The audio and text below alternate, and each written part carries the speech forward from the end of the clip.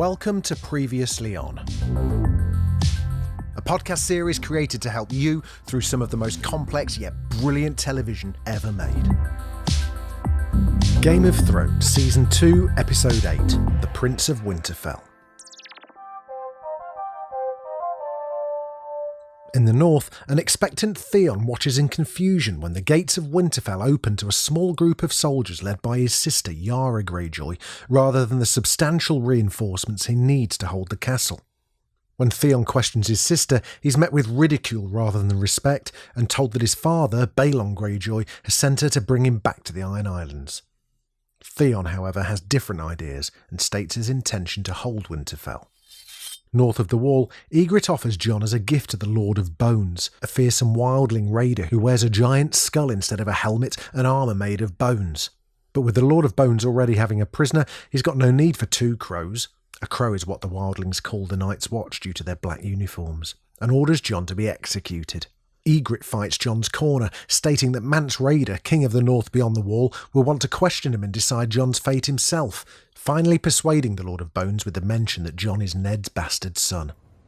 In the Westerlands, Robb receives news that Jaime has escaped in the night released by Catelyn. Furious with his mother, Robb confronts her with Lord Rickard Karstark at his side. Catelyn says she released Jaime to save her girls, Sansa and Arya. Rickard dismisses this and reminds her he has already lost his own children and that she has now denied him his vengeance. Robb declares his mother a traitor and puts her under guard day and night. Brienne of Tarth, who Catelyn ordered to escort Jaime to trade for Sansa and Arya, has abandoned the road to King's Landing in favour of using the waterways and a canoe. At the table of Tywin Lannister in Harrenhal, a decision is made that Tywin and his army will march west to meet Robb's forces. Tywin leaves and Arya, realising she's missed her chance to kill him, seeks out Jack and Hagar to help her escape. In an act of cunning ingenuity, Arya pressures Jack into help by giving him his own name as the third on her death list and saying she will retract his name once she and her friends Hot Pie and Gendry are free. Beyond the wall, and marching through a snow-filled landscape with hands bound, Corryn begins to plant the seeds of a plan to install Jon as a spy in the wildling ranks. In King's Landing, Tyrion is buried deep in the history books, searching ardently for tactics to use in the defence of the city, as he knows an attack from Stannis is imminent. Sam Tarly and some other members of the Night's Watch uncover something buried deep in the snow north of the wall, a stash of dragonglass weapons, also known as obsidian by the maesters, wrapped in an old Night's Watch cloak. Cersei, concerned about Joffrey's safety in the coming battle, seizes the prostitute Ros in the belief she is Tyrion's lover and threatens to replicate any harm that comes to Joffrey. Tyrion, while hiding his relief that Cersei doesn't have Shae, vows revenge on his sister. It's night in the Westlands. Robb and Rhys Bolton discuss the retaking of Winterfell.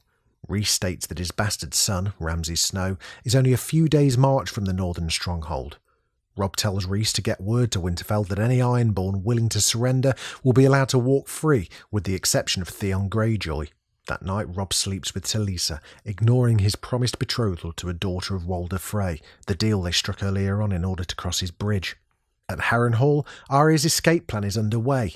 She, along with Hot Pie and Gendry, approach the gate at midnight as instructed by Jaqen and realise the guards have all been killed.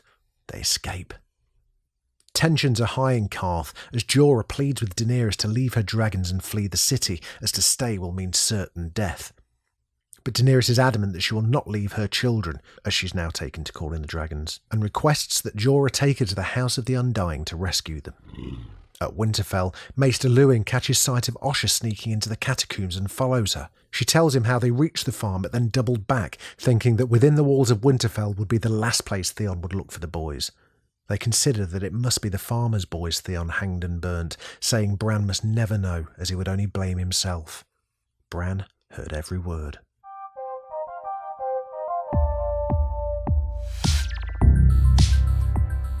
Thanks for listening. Hope it's been helpful. Listen, if you've enjoyed this, I would love it if you subscribed. We've got loads more shows where this came from, and we'd love you to join us for them. If you know someone who needs to get up to speed with Thrones, just send them our way. A 5-star review wherever you get your podcasts from would also be absolutely fantastic. If you've got any feedback, have I pronounced a name wrong? I hope I haven't. Or ideas for a show that we should be covering. We'll almost certainly be doing the big ones, but you never know. There may be others that we've missed. Let us know. I'd love to hear from you over on Twitter. You can find us at Previous Podcast, or just email us hello@previouslyon.co.uk. Previously On is presented by Jamie East and is a Daft Doris production.